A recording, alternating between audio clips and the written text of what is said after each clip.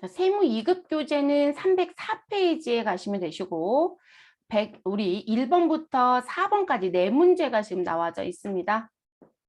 자, 일반 과세자의 부가가치세 확정 신고 시 일반 환급세액이 발생한 경우 과세관청은 당해 환급세액을 확정 신고 기한 경과 후 며칠 이내에 환급해 주어야 하는가? 이 문제는 세무가 아니어도 회계에서도 낼 수 있는 문제가 되겠죠, 여러분? 그러면 우리 환급은 며칠 이내죠? 일반 환급이 발생했다라고 했어요. 그러면 우리 일반 환급은 확정 신고할 때 예정신고 미환급세액에 일단 기재를 하고 그리고도 환급이 나오게 된다면 환급 신청하시면 된다고 했죠.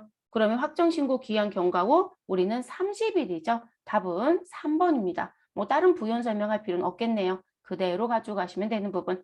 그래서 일반 환급자는 8월 달에 그리고 다음 연도 2월 달에 환급액이 들어온다라고도 말씀을 드렸습니다.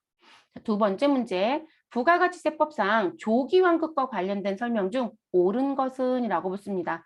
자, 예정신고 기간에 대한 조기환급세액은 예정신고일로부터 25일 이내에 환급한다라고 얘기합니다. 옳은 것 찾으래 여러분. 자, 예정신고 기간에 대해서 내가 조기환급 신청을 했다? 그러면 우리는 신고 기한으로부터요. 신고 기한일이 있을 거잖아요. 예정신고 기한이 있을 거고 그 기한으로부터 며칠이다? 우리는 25일 이내 환급해 주는 게 아니라 15일이라고 해야 되겠죠, 여러분? 15일. 그래서 이 예정신고에 대한 조기환급세액은 예정신고일로부터가 아니고요. 신고기한 여러분, 신고기한. 1로부터 우리 25일 이내에 환급, 아니 15일 이내에 환급이 됩니다.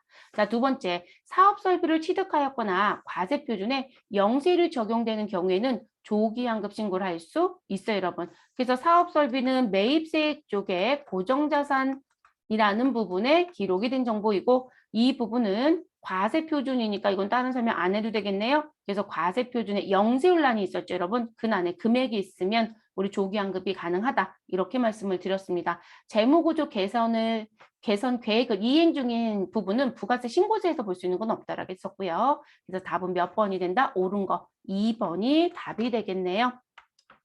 자, 그 다음 세 번째 질문 볼게요. 자, 영세율이 적용되는 사업자의 경우에는 당해 영세율이 적용되는 공급분과 관련된 매입세액에 대해서만 조기에 환급받을 수 있다? 이런 경우는 없다겠죠, 여러분. 그래서 저희 왜 출제자가 이런 식의 문구를 내는 경우가 있다고 말씀드렸는데 이게 이런 거예요. 그러니까 비율 계산하는 건 없어요, 여러분.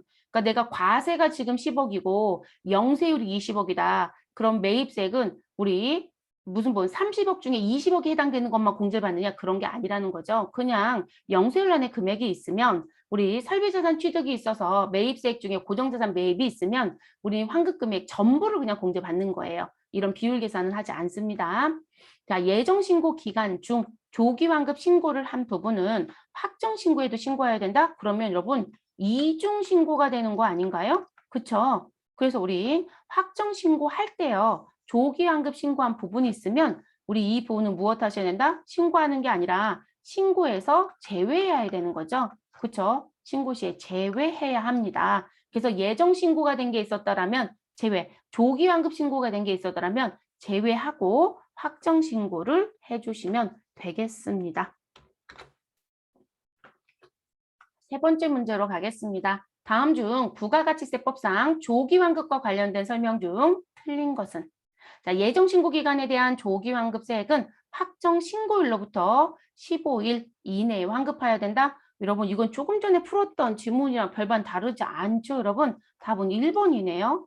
자, 예정신고 기간에 대해서 조기환급을 했다라고 하면 확정신고가 아니라 예정이라고 해야 되겠죠? 그래서 예정신고일이 아니라 예정신고 기한 1로부터 우리 기한 1로부터 우리 또는 기한 경과일로부터 15일 이내 환급을 받는 거죠. 그래서 답은 1번이 잘못된 설명입니다. 자, 두 번째, 사업설비를 취득하였거나 과세표준에 영세율이 적용되는 경우에는 조기환급 신고를 할 수 있고요. 조기환급 기간은 예정신고 기간 또는 과세기간 최종 3월 중 매월 또는 매 2월을 말하는 것이다. 자, 조기환급을 적용받는 사업자가 예정신고서 또는 확정신고서를 제출한 경우에는 조기환급에 관하여 신고한 것으로 본다. 그러니까 우리가 조기환급이라는 부분을 매월 들어가거나 두 달씩 끊어서 두 달 들어가고 한 달 들어가고 한 달 들어가고 두 달 들어가고 이런 방식을 쓰기도 하지만 우리는 그냥 예정신고할 때 조기환급, 확정신고할 때 조기환급 이렇게 표시했다는 얘기거든요. 그건 당연히 신고한 거로 봐주시면 되는 거죠. 네, 크게 뭐 문제되는 부분은 없으시고요. 그리고 조심하실 건 조기환급에 대한 신고를 미리 들어간 게 있다라면 우리는 확정 신고하실 땐 그 부분은 빼고 들어간다는 거죠. 네 번째 문제입니다. 다음은 과세 사업만을 영위하는 주식회사 세미의 지출 내역이고 다음 중 조기환급 대상이 아닌 것은 자, 재고 자산을 일시적으로 대량 매입하였다. 자, 사업 설비를 확장하였다. 재무구조 개선 계획을 이행 중이다.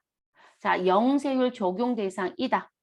자, 2번부터 4번까지는 우리 조기환급에 해당되는 사유가 되는 거죠, 여러분. 그런데 일시적으로 대량 매입이 이루어진 경우는 우리 무엇으로 보지 않는다. 조기환급 사유로 보지 않습니다. 이런 회사들이 일반환급이 나오게 돼요, 여러분. 일반환급이 나옵니다. 그리고 이제 이런 회사들이 환급을 신청하잖아요. 그러면 조기환급이 아니어도 세무서가 이상하다 생각하는 거죠. 이 회사 환급이 한 번도 없었는데 이번에 환급 왜 있지? 그리고 왜 이렇게 매입률이 높아? 이런 생각을 해요. 그 본인들이 조금 의심스럽다라고 하면 소면 요청이 오는 거예요. 근데 그 소면 요청할 때 지금 너한테 물건을 공급한 사람의 무슨 부분, 기준금액 얼마를 정해주고요. 그 기준금액 이상자들 내역서를 리스트화 시켜서 달라고 그래요. 그러면 그거 만들어서 문서화 시켜주시고 그리고 공문서 작성하셔서 세무서에 무엇 하셔야 된다? 제출도 하셔야 돼요, 여러분. 그런 소명도 옵니다. 제가 그 수업 중에 아마 1,000만 원 단위 이 얘기도 했었을 거예요. 네, 그래서 그런 부분들이 또 나타나고 있는 게 실제 업무에서 여러분들이 알아두실 것.